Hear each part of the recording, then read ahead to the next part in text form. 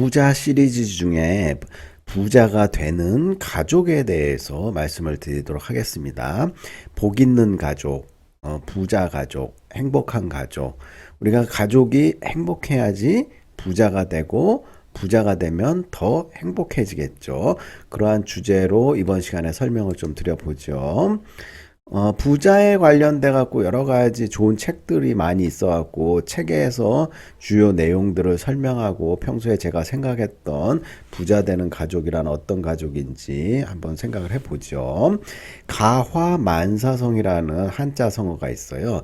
집가자에다가 가족이 화목하면은 모든 일이 잘 이루어진다. 이렇게 하는 가화만사성이라고 해서 가운으로 이걸 많이 쓰고들 있죠. 그래서 요 근래에는 결혼 안 하는 미혼 그 사람들의 증가, 결혼을 안 하기 때문에 출산율이 최저로 되고요. 그다음에 1인 가구의 증가라든지 노인 인구의 증가. 그다음 우리나라 같은 경우는 노인 빈곤율이 OECD 국가 중에 최고라고 하죠. 그 다음에 이제 고독사의 문제. 그래서 1인 가구 뭐 이런 것들이 다 여러 가지 이제 그 가족들에 관련된 내용을 다루고 있는데요. 우리가 이제 가족들이 모이면은 이제 화목한 가정도 있지만 서로 막 못 잡아먹고 맨날 싸우고 막 형제 간에 싸우고 뭐 집안에 그 문제가 없는 집안이 없을 정도로 참 그 화목한 가정에 비해서 불운한 가정들이 참 많이 있다 이렇게 말씀을 드릴 수가 있는데 특히나 이제 명절에 뭐 제사를 지낸다거나 차례 지낼 때 굉장히 많이들 싸우죠. 이거 왜 싸우나 이렇게 보는데 주로 이제 상차리다가 이제 많이들 싸워가지고 허례 허식 때문에 이렇게 많이 싸우는 거예요. 뭐 양반 집안이다, 뭐 양반 가문 뭐 이런 거 자꾸 따지는데 조선시대 초기만 해도 양반은 10분의 1도 안 됐어요. 10분의 1 정도? 그러다가 이제 조선 중기, 후기 오면서 막 양반 너도 나도 돈 주고 뭐 족보도 사고 신분 세탁을 쭉 해갖고 지금은 90% 이상이 다 양반이다 이렇게 생각을 하고 있죠. 근데 요즘에는 양반이 뭐 있겠어요. 돈 많고 교양을 지키면 그 사람이 양반이지. 아무리 돈도 없고 허례허식 따지고 제사상 차릴 때 뭐 형식이 어떻고 뭐 상다리 부러지게 차려야 된다는 등 뭐 이런 걸로 막 싸우고 있는데 성균관 의례정립위원회라는 데에서는 그 기사도 냈는데 전이라든지 뭐 그 좀 느끼한 음식, 뭐 비린내 많이 나는 음식, 뭐 이런 것들 상에 올리는 건 오히려 예의가 아니고 간소하게 차리는 게 오히려 정갈하게 차리는 게 중요한 예의다 이런 문헌에서 빌려갖고 얘기도 하고 있고요. 그 다음에 그 제사상 차리면서 뭐 가족 간에 싸울 거면 형제 간에 차라리 제사 지내지 말라고 권고하고 있어요. 그래서 우리가 이제 요런 것들, 화목한 가정이 굉장히 중요하고요. 화목한 가족이 최고고 서로의 기가 살아야 건강하고 행운이 따른다 이렇게 말씀을 드릴 수 있고 그다음에 이제 부성애라든지 모성애는 진짜 어디에서 오는가? 사람들 중에는 이 부성애와 모성애가 굉장히 강한 사람도 있지만 이게 부모가 맞나 자식이 맞나 뭐 이런 거 생각할 정도로 끔찍할 정도로 이게 부성애와 모성애가 없는 사람들이 있어요. 그래서 부성애, 모성애는 이게 타고나는 건지 체질적으로 아니면은 사회적으로 학습이 되는 건지 이런 연구들 많이 하고 있는데 아직까지는 뭐가 정확하다 이런 건 잘 모르겠어요. 근데 동물들 뭐 그죠 포유류뿐만 아니라 무슨 어류 뭐 이런 거 봤을 때 문어의 모성애는 보면은 새끼를 낳으면은 일주일이고 한 달이고 밥을 아무것도 안 먹고 이제 그 새끼들 부화시키려고 보호하려고 문어가 식음을 다 전폐하고 이제 막 하고 마지막에는 이제 말라가고 죽고 막 이런 내용이 나오는데 이 문어의 모성애는 진짜 그 태어나면서부터 이게 몸매의 뼛속까지 이렇게 있는 건지 그래서 이제 그 자식이 잘 되고 그다음에 가족이 잘 되고 뭐 이런 것들이 굉장히 중요한 요소 중에 하나인데 같은 상황 다른 삶 요거를 가지고 얘기를 해보자면은 지지리도 가난하고 무능한 아버지를 둔 집안이 있어요. 그래서 이제 이런 A라는 집안하고 B라는 집안에 똑같이 아버지가 무능하고 뭐 술 마시고 도박하고 뭐 공부도 안 해가지고 학력도 낮고 폭력을 행사하고 아주 문제가 많은 집안이 두 개가 똑같은데 그런 상황이 근데 자식 중에 똑같은 그 밑에 자식이 있는데 한 명씩 보면 한 명은 똑같이 자기 아버지 따라가지고 똑같이 술 마시고 노름하고 공부 안 하고 문제 일으키고 맨날 싸우고 집안 뒤집어 엎고 똑같이 따라요. 부전자전 이런 집안이 있고 다른 한 사람의 자식은 아버지의 그런 걸 보면서 이를 악물고 나는 이런 아버지처럼 안 돼야겠다. 행복한 가정에서 꾸려가지고 내 자식 새끼들은 정말 불행하지 않고 남부럽지 않게 키워야겠다. 이를 악물고 악착같이 노력을 해가지고 엄청난 책임감으로 돈도 많이 벌고 자식들에게 행복을 주기 위해서 노력하는 사람이 있어요. 그래서 똑같은 상황이라도 이걸 보고 배우는 부전자전이 있는 반면에 어, 이렇게 살지 말아야겠다 이렇게 노력하는 사람들이 있어요. 옛날부터 얘기를 이렇게 들어보면 그다음에 이제 대기업도 그 여러 가지 이제 돈 때문에 나중에 유산 상속의 문제라든지 뭐 증여의 문제 갖고 막 싸움을 많이 하거든요.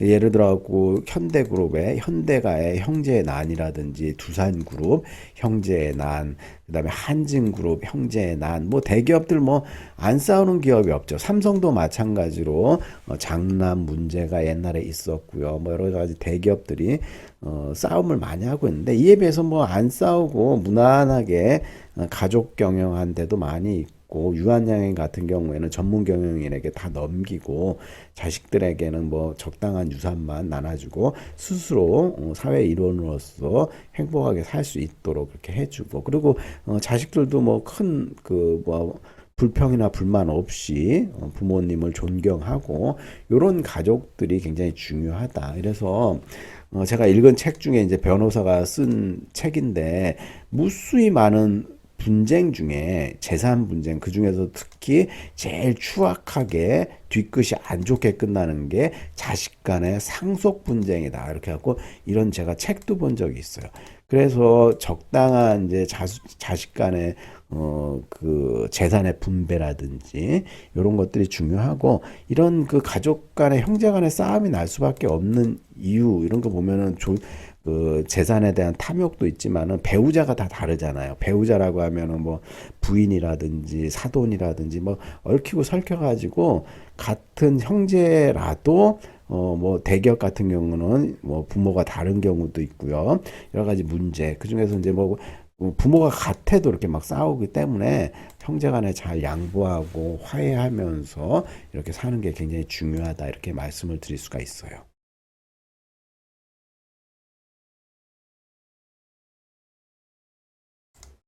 자, 그러면은 부자 되는 가족에 관련된 책이 두 권이 있는데 이영건 교수님이 쓰신 부자 가족으로 가는 미래 설계.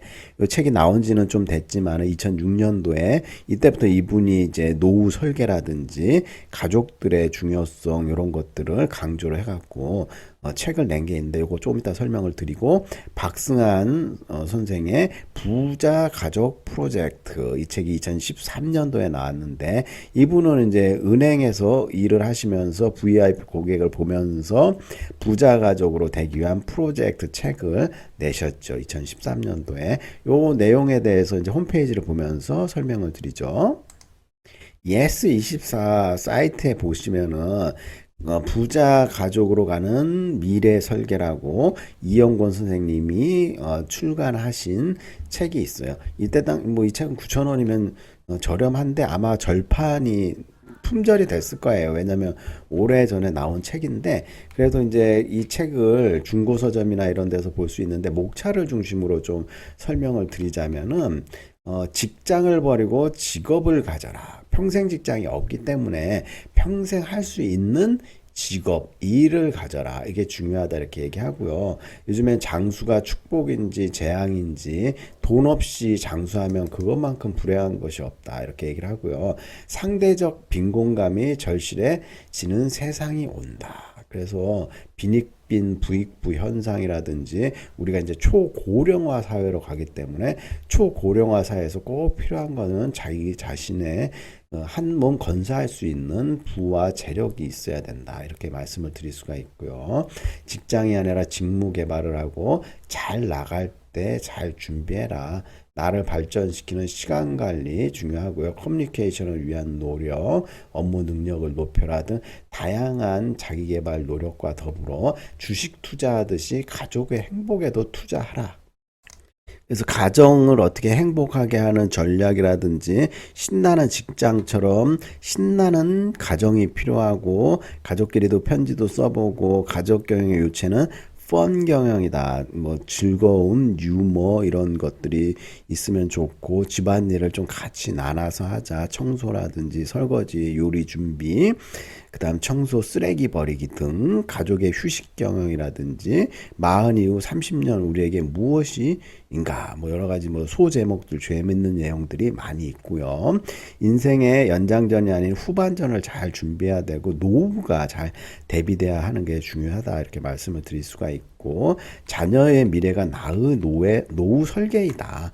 그러니까 자녀가 좀 제 앞가림 잘하고 집안에 이제 뭐 여러 가지 뭐 문제라든지 이런 걸 안 일으킬 때 노후 설계다. 뭐 자녀 덕을 꼭 안 보더라도 자녀가 자기 앞가림을 잘하는 게 중요한데 그렇게 하기 위해서는 무한 교육에 대한 뭐 투자인가 뭐 비용인가 해갖고 자녀 교육의 중요성 그다음에 보통 사람이 부자가 되지 못하는 열과 가지 이유가 뭐 이런 것들을 대고 있는데 뭐 가정의 중요성을 다시 한번 중요시하고 있고 노후의 부동산 투자보다 든든한 자녀 교육을 확실히 시키는 게 굉장히 중요하고 사람에 대한 투자가 굉장히 투자 수익률이 성공만 하면 높다고 전에 말씀을 드렸었는데 그 중에서도 이제 자녀 믿을 수 있는 혈육이 잘 됐으면은 좀 떳떳하고 행복하죠. 그래서 자녀 교육을 성공하기 위한 교육 전략이라든지 성공 습관, 성공의 견문을 넓혀주는 경험을 늘려주고요. 시간 경영을 자식에게 가르쳐주고 인맥, 좋은 인맥 만들고 경제신문을 읽게 하라. 용돈을 주고 통장 관리해라. 그다음에 청약 예금만 챙기지 말고 자녀의 청약 저축도 챙겨라. 자녀 미리미리 자녀 거. 그다음에 가정의 경제 상황을 공유하라. 집안에 어떻게 금전적인 빚이 얼마고 뭐 재산이 어떻게 되고 무한 교육 투자인가 비용인가 그죠? 그다음 부모가 하는 일을 볼 수 있게 기회를 줘라.